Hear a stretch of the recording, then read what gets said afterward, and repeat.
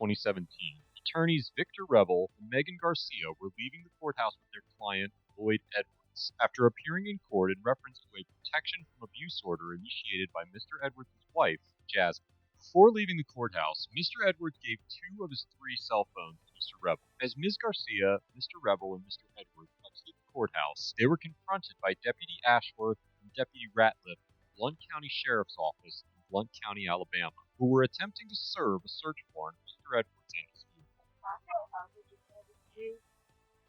I'm from the sheriff's office.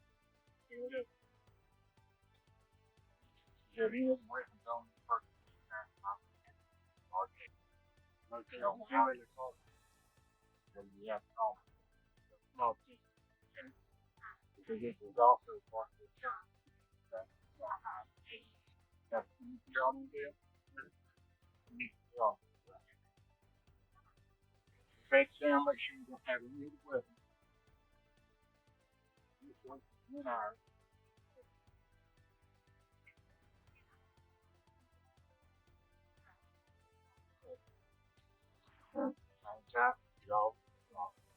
As mentioned earlier in the video, Mr. Edwards was appearing in court about a protection order issued by his wife. Mrs. Edwards alleged that Mr. Edwards had abused her and their daughter, and testified that Mr. Edwards' cell phones contained proof of her claims. Mrs. Edwards' testimony led the prosecution to pursue a search warrant for Mr. Edwards' person and vehicle, specifically targeting his 3 cell phones. I called the Revel law firm. Mr. Revel stated that there was no evidence of abuse on the phones, that the phones actually contained evidence that supported Mr. Edwards' innocence. Mr. Revel claims that Mrs. Edwards had exchanged explicit messages with Mr. Edwards, which indicated that her interactions with him were consensual, and that he intended to submit the phones as evidence for the defense. Mr. Edwards later stated that Mr. Revel told him that, quote, there may come a day when the prosecution wants the phone, and one of the attorneys asked him for 2 phones just before exiting the courtroom. The phones were then placed in Mrs. Garcia's briefcase prior to exiting the building. The warrant you all have for this person, Right. and for 6 years. That's right. So he is given phone that all this person. Okay. I did it. You hang phone, you hang phone first. Yep. Well, you know that. You all No, I'm pay not that here young for person. That one, not on the person. That's y'all 9,000. Well, I can't. Okay, well, that is As Mr. Revel mentioned, the language of the search warrant dictates that the search may be performed on Mr. Edwards' immediate person and vehicle only. Since Mr. Edwards was not in possession of the phone at the time of the warrant being served, deputies are not entitled to it. If the deputies had acquired a search warrant for the phones themselves, then they may have had some authority to seize them, but the validity of such a search warrant would be questionable, considering that the defense also intended to seize the phones as evidence. The search warrant presented by the officers does not authorize them to search Mrs. Garcia. The prosecution does have a trick up its sleeve, which we will discuss later in the video. After realizing that Mr. Revel is refusing to comply with the search, Deputy Ashworth calls the district attorney's office for advice on how to proceed. Right. We had it on video that he had his cell phone to his attorney, one, and then another, and it's in the schedule that is right here. Are we being the same? It's all the same. They're not denying it. We have it on video. Same year. Well, but I have this person and vehicle.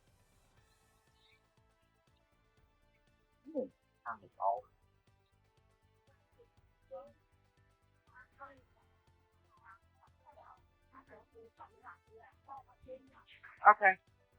Okay. We either need the phone out of the national, or we will have to pay you to get a search warrant to get the phone. You're gonna. Okay. Well, we're not going to give you. We're not going to give you those last time. You don't have a right to detain her. You guys have some copies of this law to do that. You're going to detain her. We're not going to run.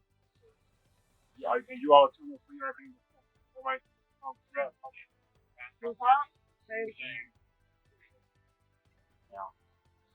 Okay.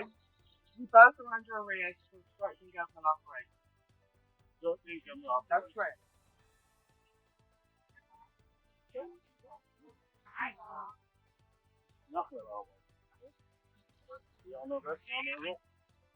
Mr. Revel is more than correct. This arrest was unlawful.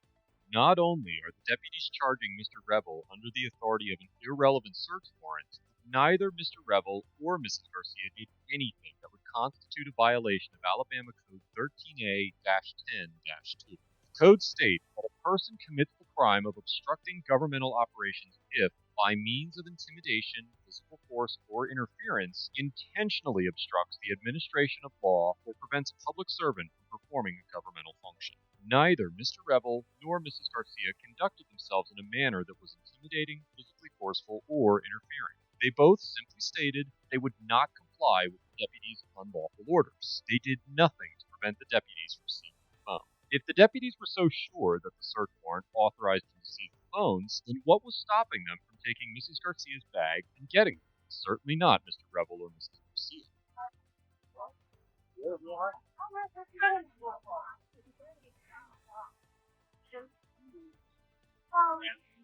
You don't have no way.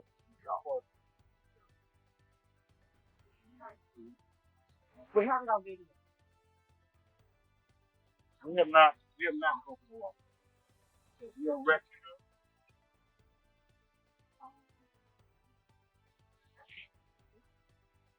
I'm arrested. I'm being arrested.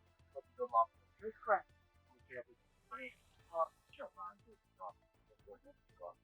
You're right. You all arrested. Well, for this job, you see why you got people off? I'm putting that down. And this is a what for you? Yeah. To after 5 minutes. You're arrested here from her home. Tell me right. I want to make sure that you know our position was that this search warrant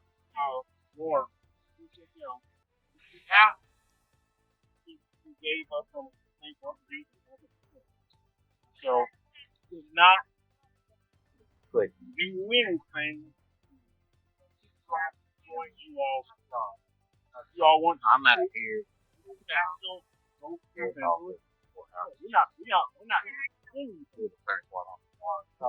what is going on? The moment you go to the courthouse, you can touch. Okay?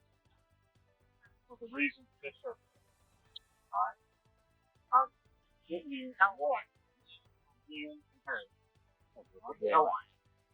You look up you. Matter of fact, you did look up I can. You were 3 times. You pulled the phone out here. You went back. He was trying to I'm looking at that.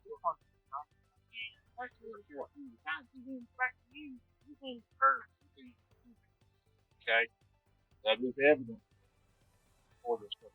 And you agree with me that it's called search and football now. After that, right? How come you know about here?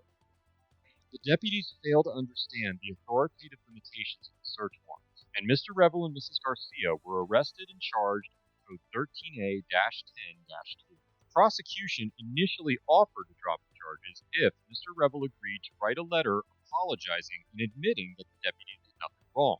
Mr. Revel rejected their offer and decided to proceed with the trial. In the ensuing criminal trial, Mr. Revel and Mrs. Garcia's defense argued that the state failed to establish the defendant's intent, but no crime was committed because the search warrant did not authorize the search of Mr. Edwards' attorneys. The prosecution argued that they were entitled to the phones under the exigent circumstances doctrine, which is a legal precedent that allows for warrantless searches in circumstances where evidence has a high likelihood of being destroyed, such as cell phone data. I have covered the exigent circumstances doctrine in the previous video, which I will link in the info card.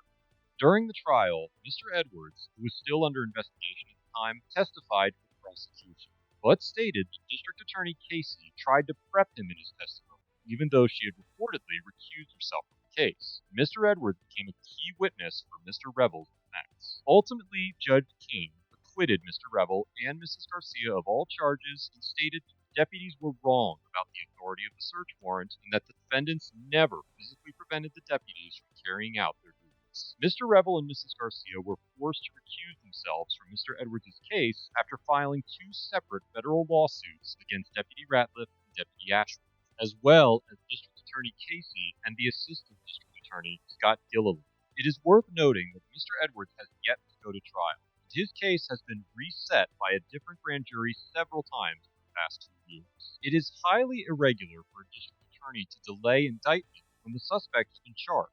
There is merit to the notion that she may be delaying Mr. Edwards' prosecution so that she can use his pending case as leverage against him for his testimony in the federal lawsuit against her. Nonetheless, Mr. Revel is optimistic about the case and told me that he expects to reach a settlement agreement with certain undisclosed stipulations. Overall, deputies and district attorneys at the Blount County Sheriff's Office get an F for exaggerating the authority of a search warrant, violating Mr. Revel and Mrs. Garcia's Fourth Amendment rights, and falsely arresting them for obstruction. At one point in the video, Deputy Ashworth states that she is detaining Mr. Revel and Mrs. Garcia until she is able to acquire a search warrant, and she may have had the authority to do that under the exigent circumstance doctrine. If Deputy Ashworth had stuck to that plan, she may have been able to legally seize the phones. She instead chose to escalate the detainment to an arrest, rather than waiting for a proper search warrant. The phones were eventually searched by the prosecution, but they did not contain any usable evidence, and even if they had, the prosecution would not have been able to submit them as evidence in the trial against Mr. Edwards because the phones were illegally obtained. The only thing that the prosecution got out of this interaction was a federal lawsuit that will likely result in a hefty settlement. Mr. Revel gets an A+ for having the mental agility and conversational fortitude to dispute the validity of the search warrant and the courage and conviction to defend his personal liberty and stand by his defendant's rights. Mr. Revel immediately knew that the arrest was unlawful and offered the deputies multiple opportunities to reconsider. There is no doubt that Mr. Revel and Mrs. Garcia will walk away from this case with victory, and any client will be lucky to have their representation. Mr. Revel deserves recognition for his conduct during this interaction, and I will leave a link to the Revel Law Firm's website in the description below for anyone in Alabama who may be interested in seeking their services. Let us know if there is an interaction or legal topic you would like us to cover in the comments below. Thank you for watching.